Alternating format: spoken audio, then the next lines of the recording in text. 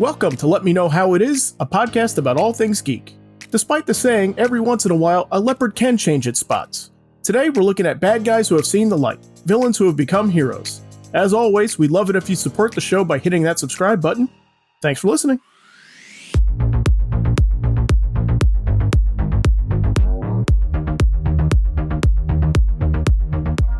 Okay, so we are talking supervillain face turns, bad guys who have become good guys, or sort of good guys.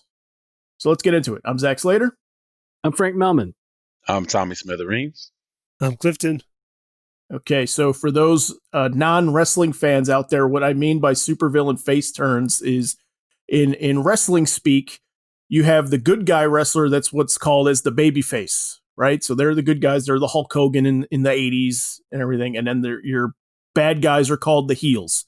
So generally, anytime when one switches to the other side, it's called a face turn or a heel turn. So Hogan, when he joined the NWO and turned bad, that was a heel turn, right? And then when he turned back into a good guy, that was a face turn. So that's what we're talking about. Supervillains turning good, face turn. All right, so who's got one? I got one. And this comes off of some research that I'd been doing a few weeks ago for our Why We Love the Marvel Universe episode. I started researching the early days of Marvel, and since then I just kept reading to see what happened in those early days after Marvel Comics #1. And the one I'm bringing up is Namor, which is possibly the earliest supervillain face turn in comics. Probably. I'm not positive about that, but it would have to be because it happens 4 issues into his run. Wow. So it happens early. Yeah, it happens in Marvel Comics Mystery, or Marvel Mystery Comics was what it became after Marvel Comics #1. Became Marvel Mystery Comics, and then issue number 4 is when he stops fighting America and starts fighting the Nazis. Well, of course. Okay, yeah. And this was in 1940 by that time, I think early 1940, because his first appearance was at the end of 1939. So America is clearly not in the war at this point in time. So Marvel was really eager to portray some Nazis getting punched. Yeah, lead the way. Yep.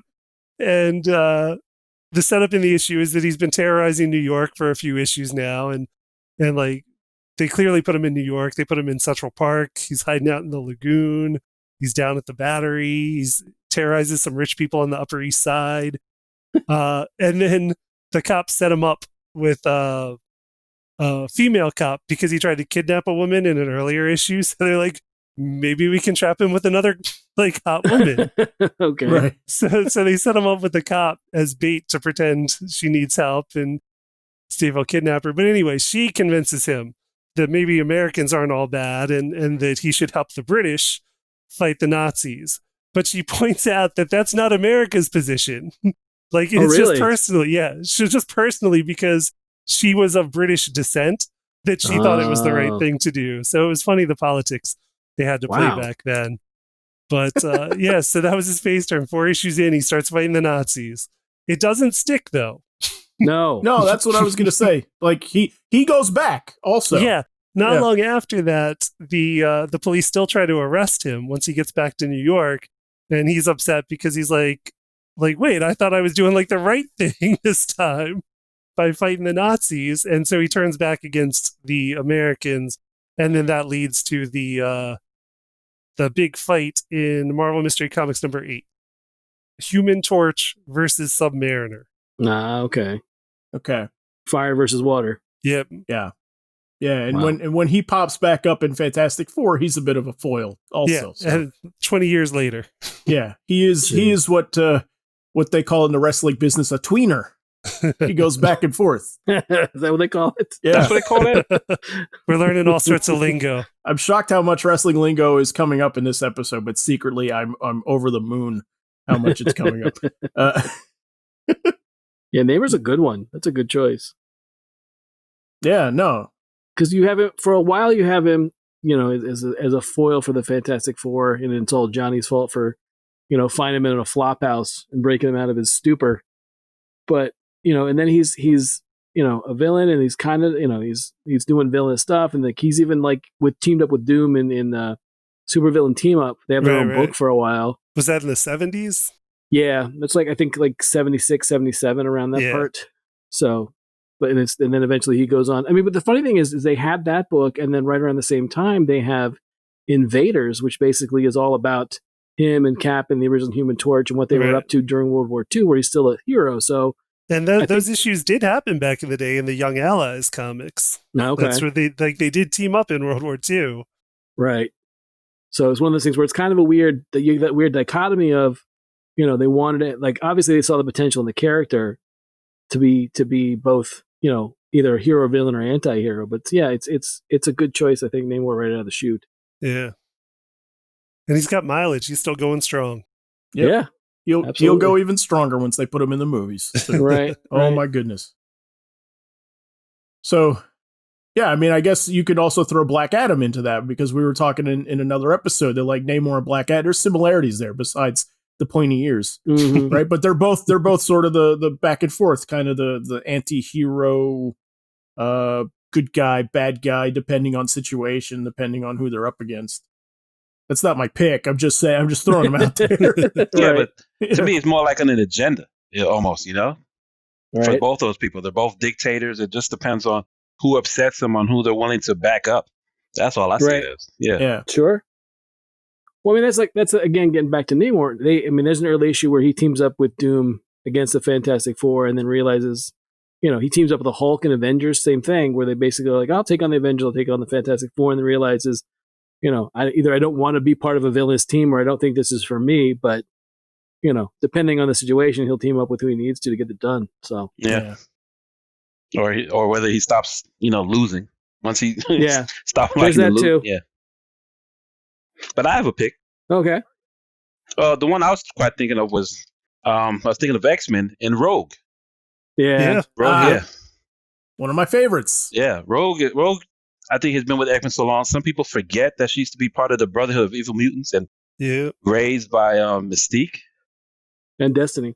And Destiny, yeah, and Destiny. It was over a given amount of time. I think it wasn't until X-Men 170 in which she can't take. Well, what happens over time is the nature of her power is every time she touches somebody, she absorbs not only their power, but their thoughts, their history, their psyche, and sometimes their nobility. Which happened with I believe God, what's his name? The Space Knight, Rom. Oh yeah. Yeah. Okay. It kind of that was the deciding factor, I thought, that pushed it to the side of the hero. But at one point, I think in X-Men 170, Mastermind kind of messes with her a bit in order to push her over the edge for not completely going with Destiny and Mystique's plans, which she then begs for help to get all these minds and thoughts in her head. But no, I take that back. It was her battle with then Ms. Marvel, which is now known as Captain Marvel, right? In which she takes her flight, her invulnerability, and leaves Ms. Marvel damn near a vegetable. That she finally comes over to the X-Men and becomes part of them, and has never looked back since. Yeah, she's one of my favorites. She's one of my favorite in the X-Men books for sure. I mean, but she's some of my favorite characters in comics in general. But yeah, I was gonna say, you brought up that, like, you kind of forget that she's a bad guy, and I completely forget she's a bad guy, because, like, when I was introduced to X-Men, she was already had been a good guy for years, and that was just kind of like a thing that would pop up in editor's notes. It would pop up in, like, episodes of the cartoon and things like that. That at one point she was a bad guy, but but it wasn't something I ever encountered.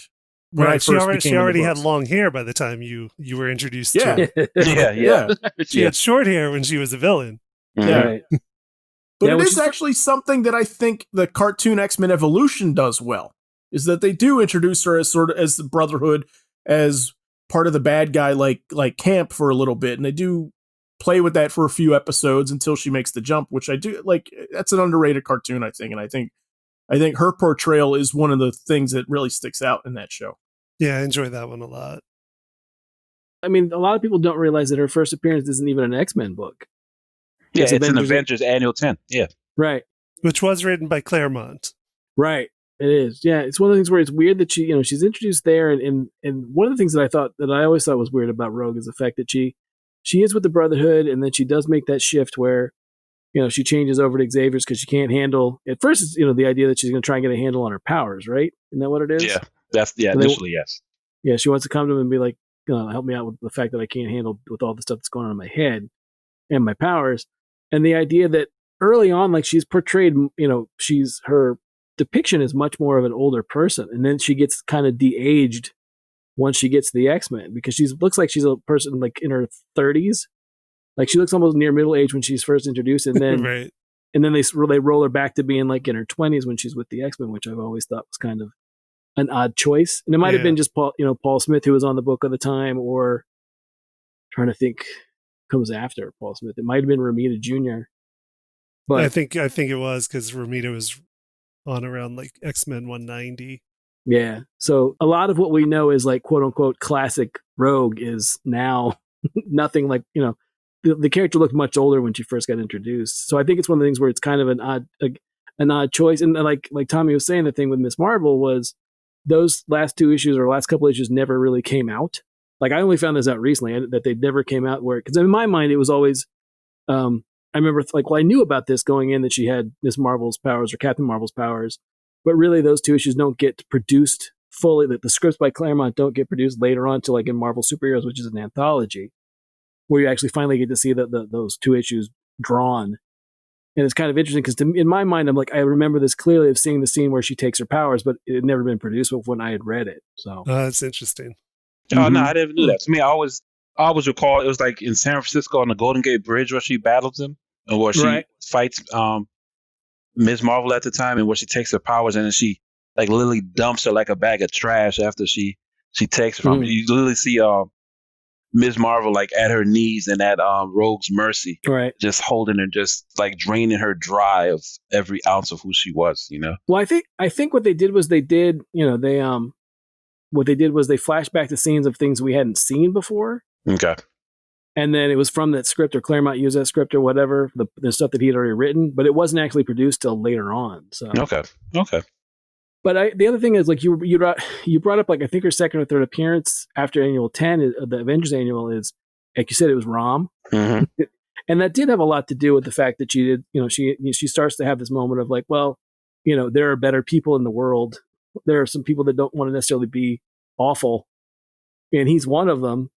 Where it's like the idea that's an odd place, because again when I think about Rom, I love that run because Bill Mantler did some amazing work on a character that was really just a toy that was brought in the Marvel universe. But that, and like you said, the thing with Miss Marvel definitely drove her towards the X-Mansion. Let me ask you guys a question about her, because you guys were with her from the beginning, basically. And like, was the stuff between her and Magneto, like romantically, which kind of like flares up in comics from time to time, like like Age of Apocalypse is like really a big example of that one. Like, is that hinted at early on? Like, where does that come from? Where does that start?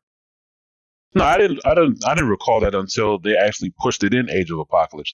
I'm trying to recall any type of romantic liaison, even Frank, can you think of anything specifically? There's a Jim Lee issue when Jim Lee is like first on the book, and it's when she's in the Savage Land. Yeah.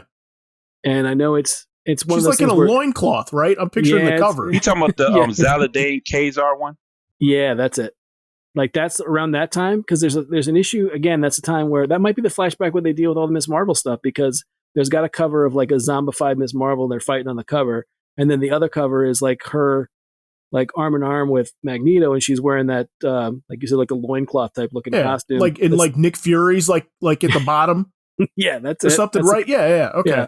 We'll have to put those covers up on the website when we put the episode up. But yeah, that's where I know it's sort of like they had a moment or two into the Savage Land, and then from that point on, it's like stolen glances kind of a thing, where it never, because I mean that's the thing about Rogue, is that she really for the longest time really couldn't be with anybody because she would absorb their memories and their powers and all that stuff. Why she never threw on an inhibitor collar, I don't know, but that's one of those things where they like to play that to the hilt of her being in her her situation. So yeah, I never got that either too. Where like there's no story of her having a collar or something. But I mean, but there is a nice like tragedy to her character that she can't be close to anybody. And I did like I always liked that dynamic between her and Gambit for a while, where like they were clearly into each other, they were clearly like in love with each other, they just couldn't do anything about it, Mm-hmm. Yeah, it's one of those things where again, it's I mean, I like that aspect of the character, but it didn't. When you've introduced that MacGuffin of like, well, there's inhibitor collars. Yeah. They get used on us when we go to like what was it? Genosha. Yeah, Genosha. Yeah. There's that sort of thing. So Well, I just don't understand why it wasn't produced, especially after Days of Future Past, in which you see a future where they're clearly being used against them, yeah, or Mhm. they're actually wearing it in a state of being controlled by sentinels or things of that Mhm. nature. Right. Okay. No, she's a good one. I love Rogue. Yeah, it's a good choice. Love Rogue. Okay, so Frank, you're up. I was thinking about this, and the thing about it that I found was I found a ton of Marvel ones. Like there was ones, the characters in Marvel were constantly flipping and switching. And for me, my earliest and probably my favorite one is Hawkeye. Okay. Yeah, I thought of that one too. Because when Hawkeye first gets introduced in, I think it's Tales of Suspense 50. I want to say it's 52 or 57. I can't remember exactly. But he's he takes on Iron Man. Right. And it's one of those things where he's kind of like, it's a stretch, but at the same time, they make it plausible. Stan does a good job. I think it's Stan Lee and I think Don Heck's on the art, but to make it plausible that he could theoretically take on Iron Man. And I think there might be one more issue with him and Black Widow doing the same thing before he decides to flip. So it's one of those, Hawkeye starts off as a bad guy, but he's not really a bad guy. But still, it's a turn. Right. Like his origin, if I remember right, is that he tries to be a hero and gets misunderstood, like right out of the gate, and turns into like a fugitive on the run. Yeah. And is kind of like forced into being a villain, and then just kind of goes with it for a bit. Right. With Black Widow. Yeah, and they flesh him out even more. They say that he's kind of a carny, and he's not above swindling people for to get their money, that kind of thing. He's basically that. He works at like a circus or a fair or whatever. Right. And he's that guy. He's that guy with the where you're standing there while you're trying to put water in a clown's mouth. That's right. that's Clint Barton, right? And then he becomes Hawkeye. Those people. Yeah, right. It's one of those. It's one of those situations. So. I thought Hawkeye to me is like, and again, it gets magnified, and this is where I had a moment of like, I didn't want to make all three of these my choices, but at the same time, I think it opens it up for us to debate or talk about is the fact that once you get to like Avengers 16, like you have, the original group was Cap and Iron Man and Thor and Ant-Man and Wasp, and then Giant Man. But once you get to 16 and they make that first roster change, or I'm sorry, the Hulk was there too, but Hulk only lasts like issue 2. When you get to like 16, it's like that's the beginning of Cap's Kooky Quartet, right? And that's all villain, that's all heel turns at that point. It's Cap and Hawkeye, and then Quicksilver and Scarlet Witch. Right. Yeah. So that was kind of like my segue into, what do we think about, because for a while the Brotherhood of Evil Mutants is partly, Scarlet Witch and Quicksilver. So. Right. What I appreciate is that when you get into the Age of Ultron for the MCU, I like that for a moment they do address the fact that Scarlet Witch and Quicksilver were bad guys, and they try and give you like a little bit of a serving of that before they make a face turn too, right, in the movies. Yeah, right. Yeah, I like that too. I like the idea that we get just a touch of it since we at that point Marvel didn't have Fox or the rights to use Magneto, and then as far as they'd gone in the comics, they'd gone with the Axis miniseries. Where basically they said, at one point Marvel went as far in the Axis miniseries to basically say, well, no, after years and years of them being Magneto's kids, they were no longer Magneto's kids. But right. I'm guessing we'll have to see what happens with WandaVision, right? Whether or not now that all the rights are restored, sure. Whether or not we're going to get some, we're going to get to start to put our toe back in the water of, yeah, your dad's actually this master magnetism Magneto. So, but yeah, I mean, I think for me, it's interesting the idea of at the time that Stan would have been like, hey, we have these really cool characters that aren't necessarily good guys, quote unquote, that are willing to join the Avengers, like our premier superhero team. Yeah. And I think it was like 10 years ago when they did a What the one shot, being What the is Marvel's like comedy, like parody comic series they put out from time to time. And I think this issue had some stuff in it from Brian Michael Bendis, and this might have been one of his segments, was like imagining if there were internet message boards around that time in comics, And it was just like all the comments about people upset that, Brotherhood of Evil Mutants were now joining the Avengers. Sure. And like, can you imagine like the hate that would have gotten now then? Right. Oh, that's funny. Yeah. That's hilarious. And it's not only them, because it's like it's them, it's Hawkeye, it's Black Widow, who started as an Iron Man villain in Tales of Suspense 52. Yeah. Oh, it is 52. Okay. Yeah. Yeah.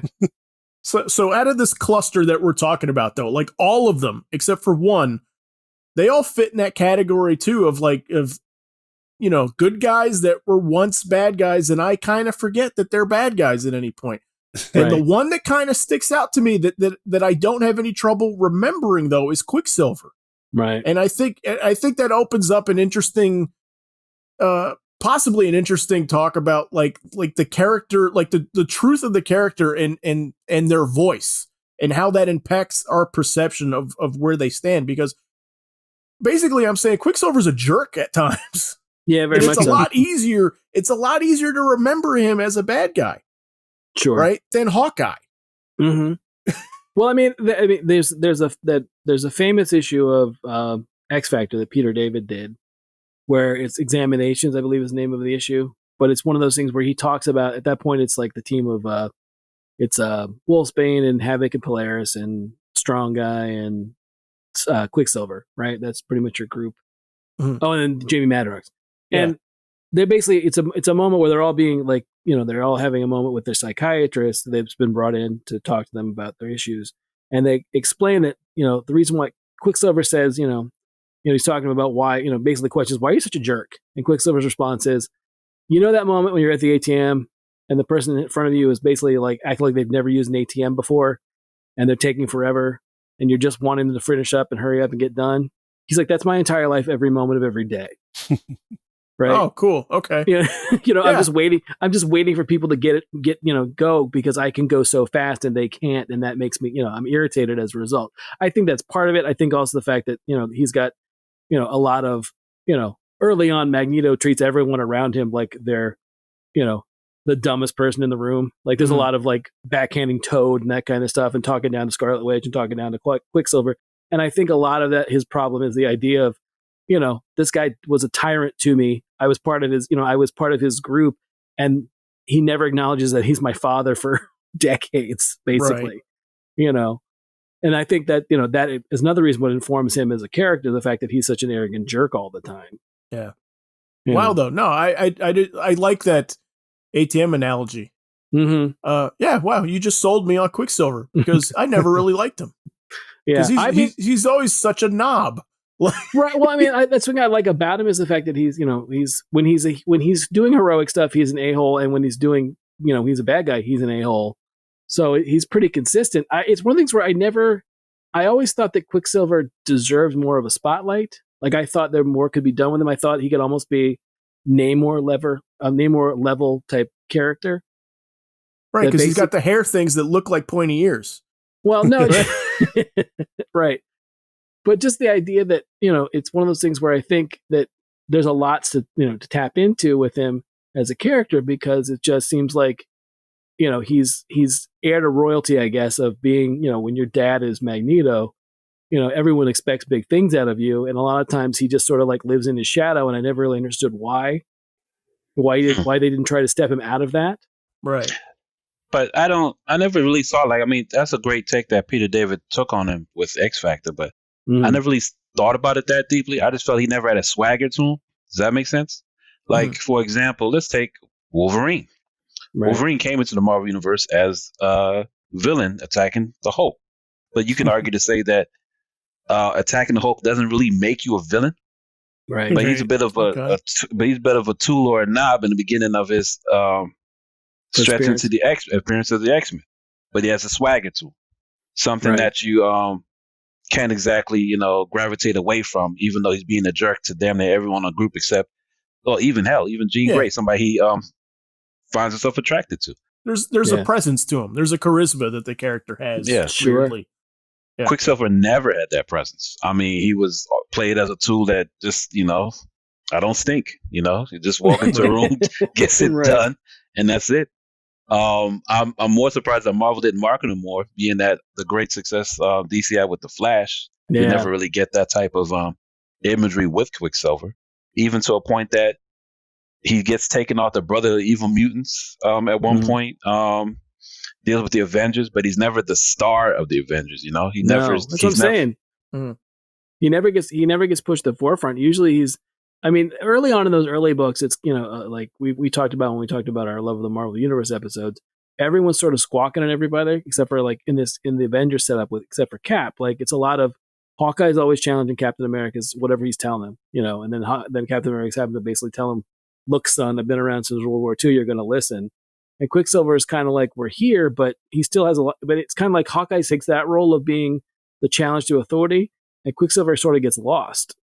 No, he does. Even Hawkeye even gets the what's it called? The leader of the West Coast Avengers. Right. Yeah, at one point. No, you're right. He definitely gets lost in the shuffle as far as those accolades go as far as the character. But Quicksilver's one of those characters that sort of like, and Scarlet Witch does too, kind of goes back and forth every once in a while, dips back into villainy, or dips back into being like, at one point, like during, again, you brought up West Coast Avengers. There's when Burns on the book, and it's around the time of, if you don't know this, the Vision and Scarlet Witch have 2 kids, and then it's revealed in West Coast Avengers that the kid that she thought she had was just basically the fact that she bent reality and changed everything. And the effect that it has on her causes her to go back to being quote unquote evil. So, it's heady stuff, because you have to, think about the fact that, she basically, she's a mutant and he's an android. And how does that work with them having kids? But they do have kids for a while. And then they don't bring them back until like Young Avengers, right? Right. Mm. So it's one of those things where for a while, like both she and Quicksilver at some point decides, I've had enough of being a hero, I'm going to go back to being a villain, and it doesn't work out well. So they both kind of go back and forth. Hawkeye, I think, is the only one that really is like, nah, I've gone to this side, I'm stuck with this side. I may skirt, what quote unquote a good guy would do, but there's never a point where he pulls out and says, I'm going back to being a bad guy or being a villain. Right. Yeah. I'm gonna throw Mystique into the pot for a second here. I'm talking from the movies specifically, because once Jennifer Lawrence gets a hold of the character, and she kind of like blows up and becomes like a big star, like while she's playing the character, right? Like her career gets huge over the course of these X-Men movies. Right, because Hunger Games is happening at the same time. Yeah, exactly. Yeah. And there's an interesting thing that happens with Mystique, because if you look like the originals with like the Rebecca Romijn and everything, like she's used in cool ways, but she's not given the characterization, like the arc that she gets in Days of Future Past, into Apocalypse, and Dark Phoenix especially. And it's just kind of like in some way she's kind of painted, I think, the way that Xavier is supposed to be thought of. Right? Where like she's like really like regarded, like all the younger mutants around her, like really regard her as like this really important figure in the movement. You know?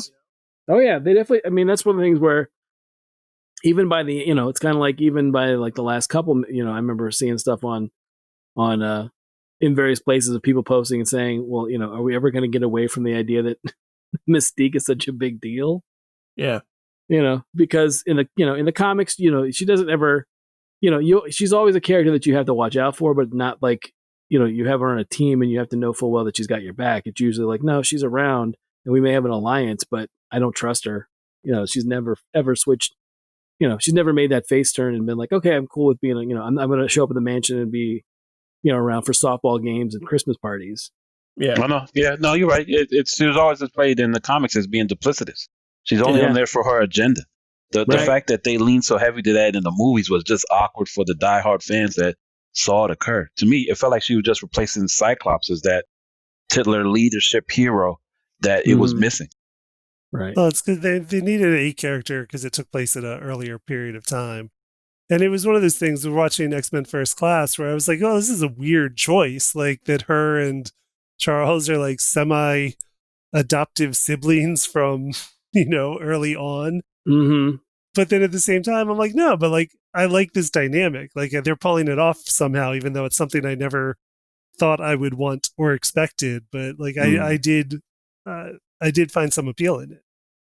Yeah, no, me too. And I thought that there was some fun dichotomy placed in there too. Where whose ideals does she align with? Is it Xavier? Is it Magneto's? Right? And I like the kind of like push pull in philosophies. I mean, at times it can look like they're just fighting over a girl, right? You know, which I think is a little unfortunate. But when it comes down to like what does she believe, I think that's an interesting dynamic for that character. Mm-hmm. Yeah, and the fact that it starts, that's what I was going to say. The fact that it starts that she's connected to Xavier like right from the get-go, I think does give her a bent to kind of go bad and then kind of come back around again. Yeah. Right? So yeah, a lot of Marvel ones. A lot of Marvel ones in this episode. Yeah. Somebody throw out a DC one. All right, go ahead. All right. Oh no. I'll throw a DC one out because I have a question about him. Okay. Sinestro. Sure. Is it just in his backstory that he was a Green Lantern at some point, or was he introduced in the comics as a Green Lantern, and then did we see the turn? I'm pretty sure he's introduced. It's one of those things where I'm pretty sure he's introduced as his classic Silver Age, like purple, like Challenge of the Super Friends blue and purple costume. Right. Yeah, like the Jester outfit. Yeah, kind of like the Jester outfit. Yeah, and he's got a yellow ring, and it's kind of like, I think it's hinted. I don't know for sure because I don't remember at this point. I'm gonna have to look it up. But I'm pretty sure it's hinted at the fact that he was once a Green Lantern that had, he ran Korugar with an Iron Fist, and then that when the Guardians basically found out that he's doing this, they basically take care of him, and then he goes to the antimatter universe and finds a ring with the Weaver's Accord, and then comes back and he's a bit of thorn in the side of the Lantern Corps and the Guardians ever since. I know in the miniseries when they did Emerald Dawn. When it was when was it? The early... What was that? Early 90s? Yeah, it might be late 80s, early 90s. Okay. I know it's Jim Owsley, but it was Christopher Priest, and then Mark D. Bright did the art, I believe. Okay. But they set up the idea kind of like what we got in the animated Green Lantern, the Training Day one. Basically, First Flight. Yes, First Flight. Mm-hmm. Where basically it's, you get to see firsthand what Korugar was like under Sinestro. Mm-hmm. And that there was no law above Sinestro's law, that kind of thing. Right. So I think it's one of those things where I think it's more of the writers came along after the fact, but I'm not certain. Like, we'd have to check that out because I don't know for sure. I mean, because I could picture his first appearance in my head. I could picture the cover, and you're right. Like, he does have the black and the blue kind of like jestery looking costume. So right. it's not like he had like the Yellow Lantern look like right from the get go. But yeah, I suspected that it was probably something that was added later on all along. But I think he's an interesting one too, because I think that people are attracted to the turn for him, right? But right. In the other way, right? I think people. There are moments where he kind of comes off as a good guy, but I think people are more attracted to just telling the story where he turns bad over and over and over again, because I think they kind of see like a Darth Vader in him. Yeah, kind of. No, I just think, to me, I just feel the character goes into a straight fascist type of way of dealing with things, Yeah. It's like the control is good, but too much control is evil. Yeah. Like what Sinestro's first appearance was in Green Lantern 7 in 1961. Our engineer just put that up. Yeah, he was introduced as a villain. Him being a Green Lantern is part of his backstory, but we don't get to see the turn. But it reminds me of another character that falls in that category in a way. I would say almost anti-hero at one point. I'm not sure if it's straight villain, but it's Catwoman. Okay. Right. Like, when did Batman's love make her a hero? I mean, right. Right.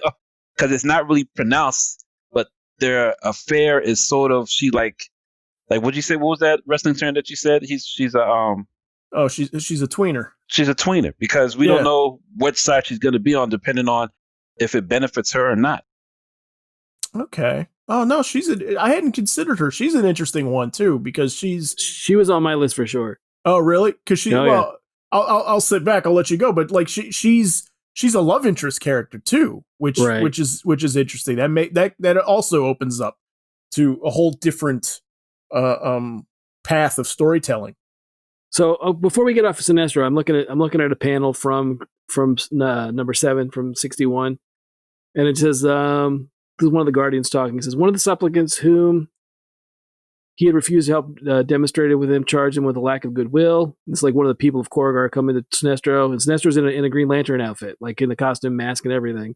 Right. And the guy says to him, "You're no champion of justice. We heard Green Lantern would crush evil when it threatened us, but instead you have become power mad." And Sinestro jumps up from his chair and is like, "You dare?" Then it says, with one burst of his ring, the Korriganian Green Lantern struck the speaker unconscious. And then it says, someone's in the background, it's like, "For shame, Kimon was unarmed and helpless." And then, of course, you get the typical Sinestro. He says, "Silence of all of you will get the same treatment. I'm Green Lantern. No one can tell me what to do." Right. Okay. So I guess you do get to see him be in the costume and switch. I thought that was more of a modern take, but no, I guess you do. Okay. Quick. So, I mean, I realized that I went the other way with Sinestro, but I mean, the point where, like, right around Blackest Night, where the ending of that and the kickoff to Brightest Day and everything like that, he was teetering on becoming like this the person that was going to save the universe. Mm-hmm. And there were like musings that he might make a face turn on this point. And I don't quite remember what happened with it. Like, I mean, my sense to me is that I think he's just too valuable a character as a bad guy. Well, I mean, it's interesting. Again, if you go, we talked about it in the DC episode, and the fact that DC was much more willing to give villains their own book. And then you have you have that moment of his reader where, like, well, I'm rooting for this person, but clearly this person's a villain. Sinestro definitely has a code, his way of doing things, and Sinestro's can be very ruthless. I think it's one of those things where, it depends on, I just think, like you said, he may have more value as being a villain, but I think it's just one of those things where, I mean, he definitely would be, in my opinion, much more of an anti-hero. Right. Even though he's played a lot of the time as a straight up villain.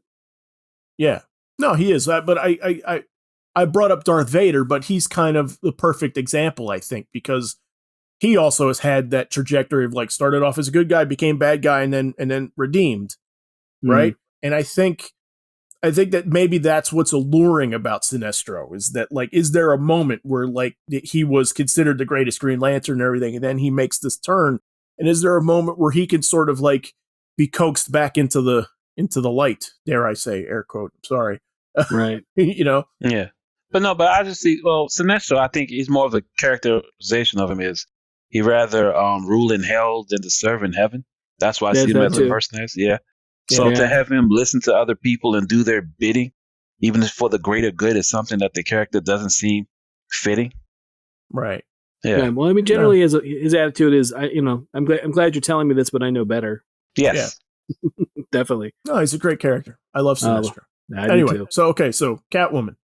Yeah, because it's one of those things where, I mean, for the longest time, Catwoman is straight up Captain, capital V villain, pulling off cat themed crimes, stealing stuff. Julie Newmar threatens to kill Robin all the time. Sure. Oh yeah. But that's a funny. But that was, I was going to say was the fact that she never really, like, that was the thing with Batman. I remember, like, early on, it stuck with me was the idea of, like, well, yeah, she's a bad guy, but she didn't kill people. You know what I mean? Like, that was her thing of, that was the line that she didn't cross, so therefore she got a different, didn't hurt that she was Catwoman and, Batman was into her. But it was also one of those things where she just didn't get the same kind of, like, she never ended up in Arkham, even though you could argue that she's cat obsessed or whatever. Right. There's something going on there, but it was never, she never had the same treatment.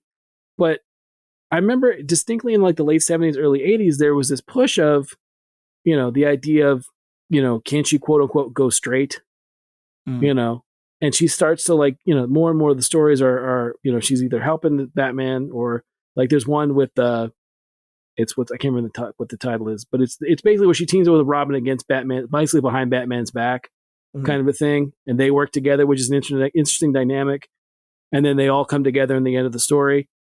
You're talking about the animated series? No, I'm talking about the comics. Oh, okay. Because the animated series mimics that with Nightwing, where he sort of, like, yeah, you're right. Catwoman sort of strikes a deal with Nightwing to make him feel like she's helping him, but she turns villainous. Yeah, as a result of it. Good episode. Yeah, I like that one. You Scratch My Back. That's the one you're talking about. That's the one. That's Nightwing's, like, his first appearance as Nightwing. I remember in that show. Yeah. And then there's, of course, Batman Returns. Yeah, where she starts off as a villain, partnered up with the Penguin, but it sort of goes south towards the end, and she comes out as a hero. Yeah. But I think it's one of those things where her character, like I said, there's a push, like remember she comes back into Bruce's life, and it's a question of, well, is she going to, is she basically going to put a costume on and do the right thing, or is she going to put a costume on and steal the leopard's eye or whatever whatever the MacGuffin is, whatever the deal is for that issue. What is she going to go take this thing? But eventually, you start to get, it starts to become more and more of a situation where she becomes and less of an anti-hero to actually doing heroic stuff, and definitely buy her own book and buy her own way. Like with is it Brubaker and Darwin? Yeah, is that they do that book, mm-hmm. And then from that point on, she's pretty much been played as a hero. She's not been played so much as a villain. For the most part, there's not really that role that she gets cast in anymore. Yeah. She's the one that I remember as a kid because you grow up on Adam West Batman and everything. She was a bad guy in my head, and then I remember when I started getting in the comics, and then that was when she started getting her own series and this and that. And I'm like, what's going on? Is she a good guy now? What's going on? But she's never completely made the jump in my head. I still remember the days of her as a supervillain, even though I think really in the comics she's basically a hero now, right, for the most part. Right. Almost all but a hero at this point. Oh yeah, absolutely. Yeah, definitely.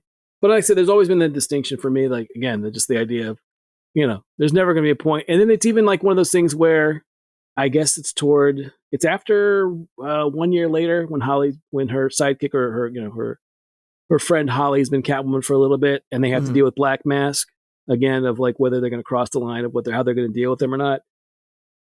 She pretty much, again, doesn't cross any sort of lines into killing people, but it's definitely a question of, well, what are we going to do when we get there, kind of a thing. Right. But yeah, Catwoman's a good one. Yeah. She was definitely on my list. So yeah. Clifton, you got another one? One I was thinking of for DC is one where I think it was like we thought for Sinestro, where I think it's somebody who has being a bad guy in their origin, but beyond their origin issue, it's never really seen, and that's Plastic Man. Yep. Who started as a crook. And that is his introduction. In his first appearance, he is a crook pulling a heist that gets double-crossed and left behind by his gang that leaves. And that's how he gets his powers, was something went wrong in their heist. But I don't know if we ever see him as a villain much beyond that. But he did start as a crook. The only thing that I know of that I can reference, Clifton, is there's an issue of, I think it's Mark Waid's Justice League, when it's him and Brian Hitch. At one point, the league gets split up. They're basically their good and bad sides. It's kind of a Silver Agey story, but they get split up, and you get a moment of him being I think he pistol whips somebody as Eel. It's pretty. I mean, it's pretty for being Plastic Man. Usually, Plastic Man's played, especially in that time with Morrison's run, and as well as in Mark Waid's run, he's kind of goofy and silly Plastic Man that we know. But at one point, they're split, and you get to see him as Eel, and Eel's pretty intimidating. Oh wow! He's not a fun character at all. So it's that's one of the few places I can remember that he gets to play into that side. Because normally it's just kind of nah, he's a goofball. Right. That can be anything after that. So. But Frank, I have a question about one particular DC character that I sort of figured he did a heel turn, but I never knew the history of the character, and that's Shade. Oh, the Starman villain? Shade. Yeah, the villain. Starman Shade. Oh, okay. Yeah. I mean, it's one of those things where, in Robinson's run for sure, they've because in the early Silver Age stuff, when it's kind of when he's taking on Jay and Barry, Jay Garrick and Barry Allen, the two Flashes. The Golden Age and the Silver Age Flash, he's definitely a villain. They definitely play him, and it's not. And Robinson's the one that comes along and plays up the idea that he's immortal. He's been around since the time of Oscar Wilde, and it's not until they get to what was supposed to be kind of a what if for the character. But there's a Starman annual about the legends of the Dead Earth, in which he helps out helps the Legion. Okay. So basically, after another 1,000 years, he becomes more and more altruistic.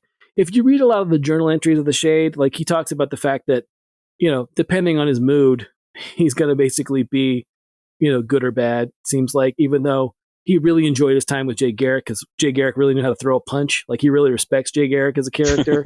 Okay. And then you had the whole thing, remember the spider, the archer?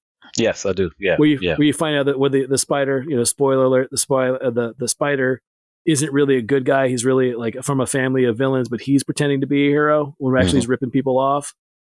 So it's one of the things where that comes into play, because before that he's played up pretty much as a straight up like mustache twirling villain. Beyond that part, before the part that it gets in Robinson's run, because even then, like when they did New 52, they gave him his own like mini series, where it was like basically I think it's a 12-issue miniseries that just focuses primarily on the Shade. And then during Robinson's run, there's a 4-issue miniseries that basically, like I said, recounts all the stuff with Jay Garrick and the Spider and all that stuff. So, okay.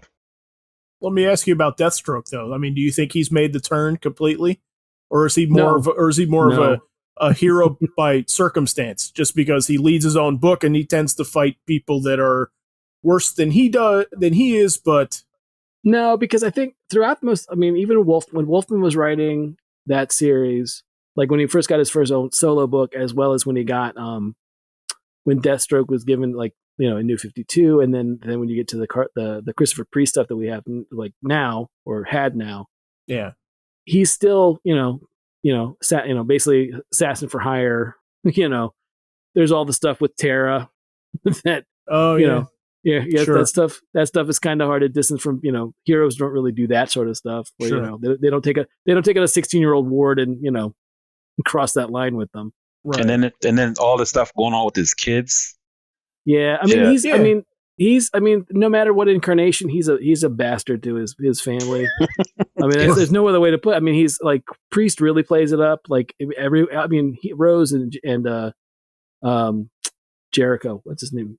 Joey. They're all. I mean, everybody's awful in that family, and Slade is the worst of all of them. To all of them, basically. Right. Ravager, Jericho. Yeah. Ravager 2. Yeah. He's one of those. He's one of those characters that has a lot of charisma. Has a lot of potential and everything like that. Like Frank, I mean, you and I have been talking for forever about like, why isn't he a Justice League bad guy? Like this makes perfect sense. But it is also it is in that sense, it's a little puzzling how often he gets to be the focal point of his own stuff, especially lately since New 52. Yeah. Well, I think it's one of the things where I think he's a fat. I mean, again, I always, as much as I love Marvel and I love DC, I still always give it to DC for the idea of pushing the idea of that they're much more comfortable with, let's put somebody's morally ambiguous in a lead role and see what happens. Right. And he's one of those, again, another guy that has his own code and does his own thing. But, let's not argue. He's a supervillain. Like he's not, I think there's also something to be said of the fact that, that whole thing of he uses 100% of his brain. I think it's a neat tagline for him, but I don't think it's ever really been explored on what that actually means. Right. I think that makes it. I think it's like It's like the early days of Wolverine. I'm like, well, what does that mean? Like, what could he do? And no one. I think that level of we see what he we've seen an origin for him, but we've never seen the full extent of what 100% of your brain could do. Right. And I think that's one of those things where I think that's part of the allure of that character. And he's got a cool costume. It's one of the best costumes that Perez ever designed, I think. Yeah. So no, there's something cool about a hitman with a sword. Yeah. Oh, yeah. Yeah. Oh, yeah. Sure. Yeah. So I have one that's outside of comics that I can't believe we haven't got to before now. Sure.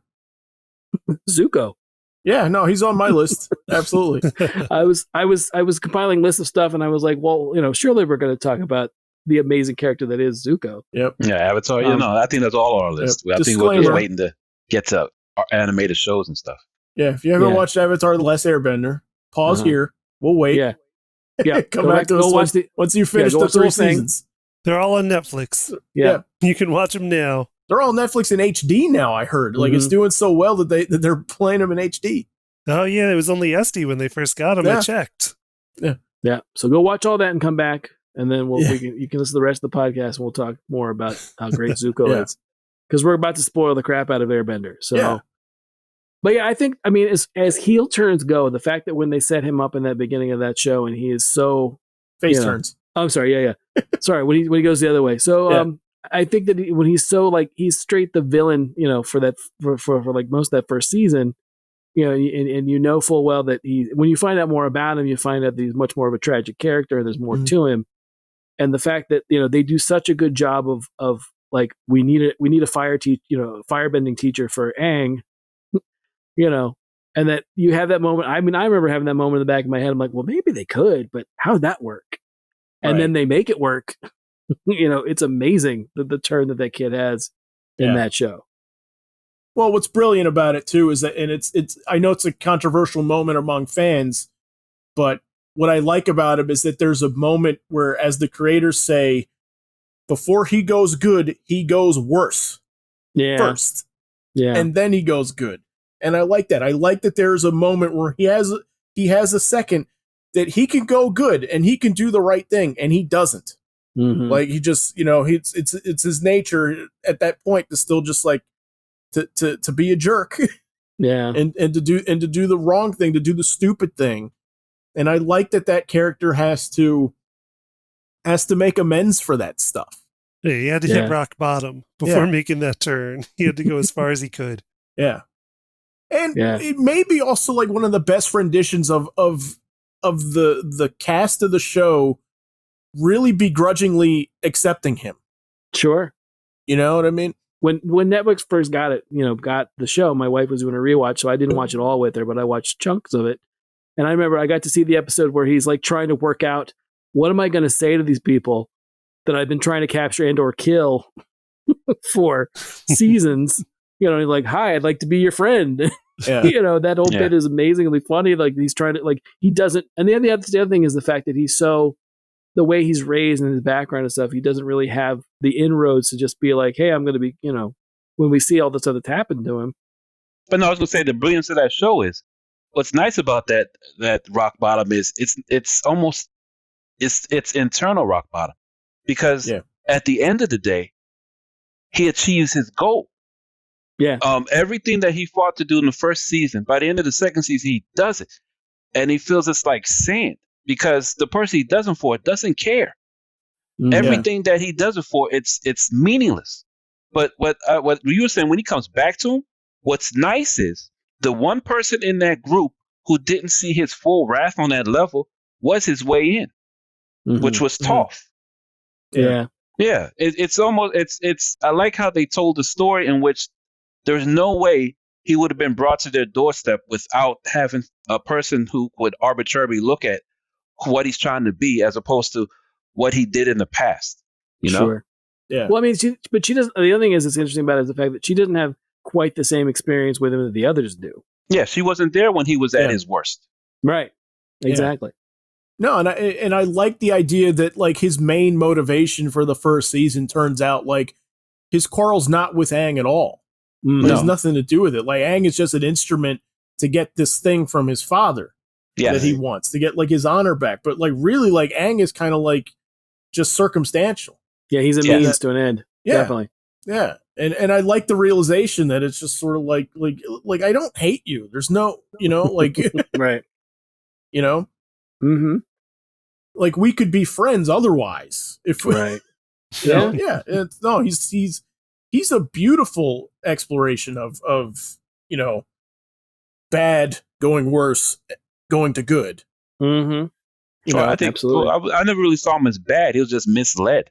And you can see that through his uncle, who basically knows his whole story and allows him to work out his issues without circumventing it, Right. Yeah, no, I get that, but I do think he's very much played up as the bad guy early on. And I think this is sort of how we're in the phenomenon that we're talking about. I think motivation for a bad guy is very, very important to lend credibility to what they're doing, to make them interesting, right?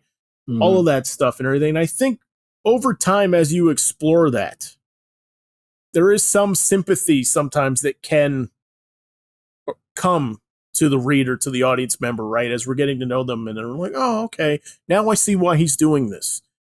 And he's not really all bad. Like this was an interesting thing that like this happened with Killmonger. I remember when Black Panther came out, where people looked at his motivation and what he was trying to achieve, and they're like, well, he's not wrong, and he's not wrong. But but there was a ton of I heard of Killmonger's the hero of Black Panther. I'm like, well, no, he's not. He's the bad guy. Right. He's still the bad guy, even though he wants something noble. Yeah, right. He's sympathetic. And you can certainly side with that philosophy to a degree. He's still doing horrible things as a means to an end. You know. No, but let me say, stepping back to Zuko real quick. To me, I sort of felt that that's what they're doing. You especially get that with the episode "The Blue Spirit," and when she does something. Well, he does the first case of his face turn right there. Yeah.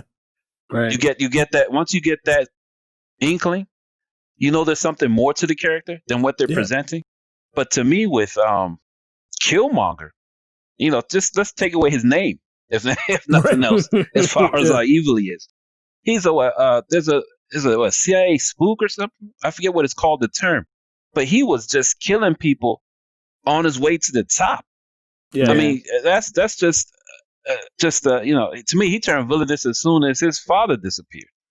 Right. Yeah. So I mean, I get it, but when people paint him being as a hero, no, he just it's just revenge. I'm with you. Yeah. No, I never went with it. And with Zuko, I think the important person to talk about when dealing with Zuko is Iroh, his uncle. Yes. Because I think Iroh does a lot of lifting to the audience from a storytelling perspective. I think the audience is accepting of Zuko and goes along with it. Right. Just because Iroh appears to be the way he is. Right. No, I agree with that. Like, Iroh is like such a beloved character that everybody is so invested in Iroh and so won over by Iroh, and then they think, well, Iroh likes this kid, so he can't be all bad. I think is how it works. Well, because Tommy said something that's important, the idea that Iroh is the one that basically allows him to play it out. Like, you get that chance, the opportunity, like, we know that, you know, like you said, there's something about this kid that we like. There's something that this kid that can work. We just have to let him work out his issues, and he's going to be okay, right? Yeah. And I think, I mean, the part that always gets me is that moment of, you know, Iroh saying to him, "Who, you know, what the thing to remember is, who are you and what do you want out of life?" Yeah. Right. That part gets me every single time I've ever watched it. It's just a moment of, you know, he's basically putting to Zuko, like, no, you can do, you know, you're capable of figuring this out. You just have to figure it out. Yeah. Yeah. And it's nice because when you look at Iroh's entire run. He doesn't act against the Avatar. Right. Iroh knows what the Avatar is there for and hopes he can accomplish his mission. He does this alongside Zuko, who is perceived to be as the worst villain in the first season. Yeah. Yep. Yeah. No, I think he's crucial to the audience accepting Zuko at all. I'm so happy I get to say this. In the wrestling business, they call that giving him the rub. We'll put a glossary in the notes. That's when you have a wrestler who has something that they want to rub off onto another wrestler. So they put them together in a tag team, right? Or they put them with a manager or something like that. There's something that they want this person to rub off onto the other one. Right. So, yeah. So Iroh gave Zuko the rub. Oh, wrestling all over this episode. I love it. So, yeah, let's try and get it in quick. Because we didn't bring it. Emma Frost? Yeah, she was on my list. Can we do Emma Frost quickly? I don't know. Maybe. Yeah, but hers is tragic. She's just a jerk up until she loses everything, including all her kids that were up on her. That's when she makes the turn. That's when she makes the turn. Yeah, you have to have how many deaths had to die before she says, "Oh, I think I should be good now." Right. Well, I mean, my thing with her was, again, I always think about that moment of in Josh Whedon's run of Astonishing, where, you know, the idea that, you know, Kitty says to her as they're getting dressed, you know, "I'll never forgive you. I mean, you've been, you know, I met you for the first time when I was 13 and you tried to kill me. You know, I'll never forget that." And again, that's the character. That's both. The funny thing about it is, you know, that's Uncanny X-Men 129 is their first joint appearance is the same issue, right? So they'll always, in my mind, always be linked together. And the fact that she makes it abundantly clear as a reader, I'm like, oh yeah, Emma's one that, much like Mystique, like, we can have her around, but I you know, even when Morrison pairs her up with Cyclops, I still have that moment of like, well, you know, I get it, you know, but at the same time, I'm just kind of like, I don't know if we should, you know, I wouldn't turn my back on Emma Frost. Yeah. you know what I mean? Yeah. Granted, she does. She's playing along, and there's supports in Morrison's run where she has been important, and she did important stuff, and she helps out. But for the long time, she basically, she's around and she's a hero. But it's kind of like when I always feel like Emma's is with an asterisk. Yeah. No, Morrison's run appeared to be a little bit like, is she manipulating him? Yeah. Right. Like, is she doing something to Cyclops to make him like into her? Right. Mm-hmm. And there appears to be a little bit something more devious hinted at in Morrison's thing, whether or not like that's intentional or not. But I think I feel like it is. I feel like he's trying to do that dance. Mm-hmm. But Frank, you brought up astonishing. I think astonishing is kind of like the one where somebody took the reins from Morrison and went like, no, this works. Let's go all the way. Like there's something to her as a good guy.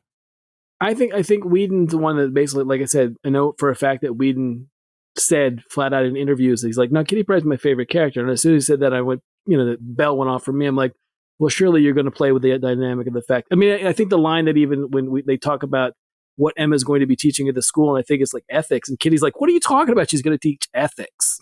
Right. Yeah.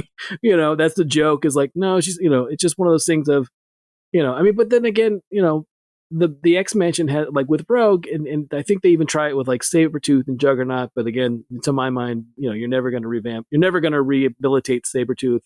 You might be able to do it with Juggernaut, but there's kind of that thing of like, because we're all mutants, we're willing to, we're going to give you a shot at not being a bad guy. And it all, in most cases, it's not, it doesn't always work out, I should say. Yeah. So. All right, cool. So, all right, to wrap it up then, let's go into do we have an example of a character that we thought might go ahead and make the jump to becoming a good guy that never did? I had one that it was more along the lines of, it's not so much that they never did, but it was so fleeting that I wish it had stuck. Mm-hmm. And again, it's another Marvel one.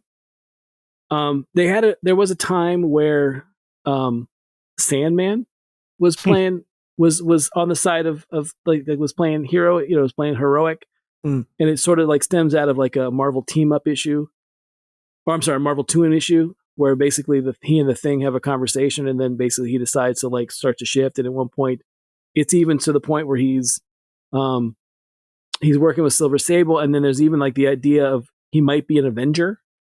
Which I thought the idea of like Sandman, this classic Spider-Man villain, like one of the first, one of the classic, first issues of like the first 13 issues of Spider-Man that we got, one of those villains is going to be a hero is a pretty cool idea, right? But it quickly devolves into like soap opera stuff where like I think he's mind controlled back into being a super villain is how they resolve it, right? I can remember someone putting like the beanie on his head and they throw the switch and then he's he's right back to being a supervillain, which I always hated because I thought, he's supposed to be like a second story guy, like a burglar. He's not supposed to be.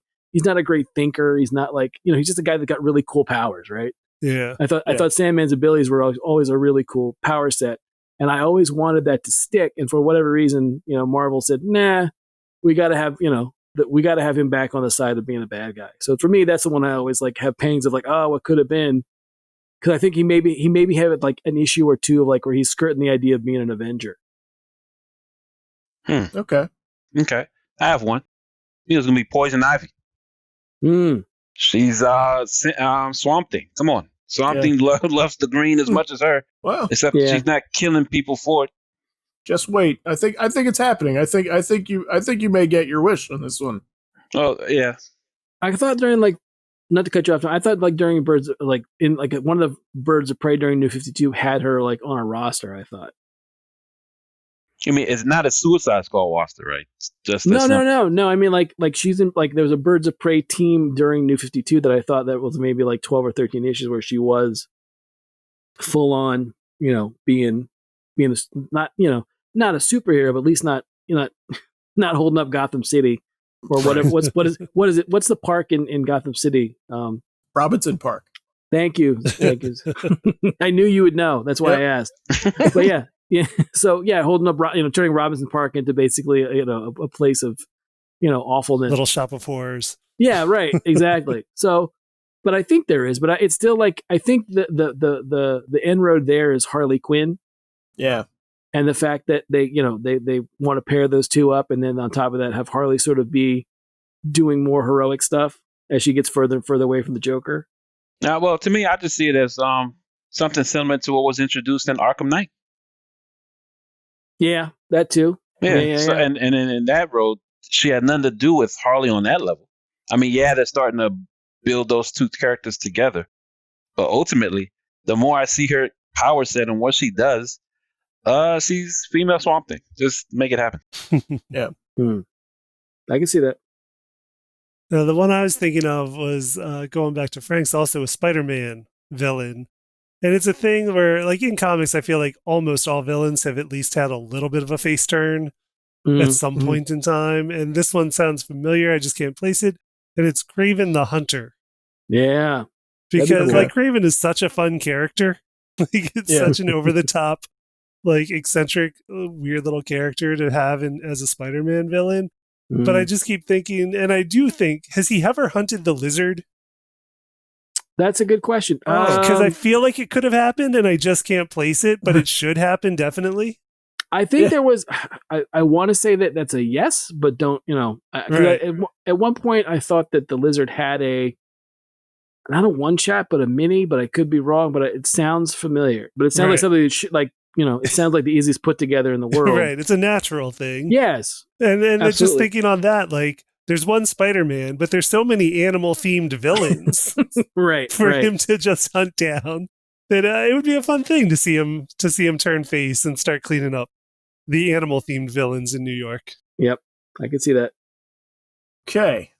So I was having a really, really hard time coming up with one, so I have a very strange one. Because he's kind of not even really a bad guy, but he's a jerk of a good guy, and so I'm going to go with Colonel Ty from Battlestar. Oh wow! Okay. The reason I bring him up, I mean, and you guys will co-sign on that, right? I mean, he's clearly a good guy, right? Sure. I mean, he's not endangering humanity in any way, shape, or form. But the thing that I kept rooting for that character to turn the page, and he kept letting me down every time. Right. And that was kind of the thing about him, right? Was like he couldn't help himself, right? He was always gonna do harm to himself and kind of make the wrong decision when it came time to it, right? When it really counted for in terms of his health, his well-being, right? Right. You know what I mean? And so he was a victim of his vices. Yeah, absolutely. And oh my God, just like all the way to the end of that series, I'm just like, oh, he's going to do it this time.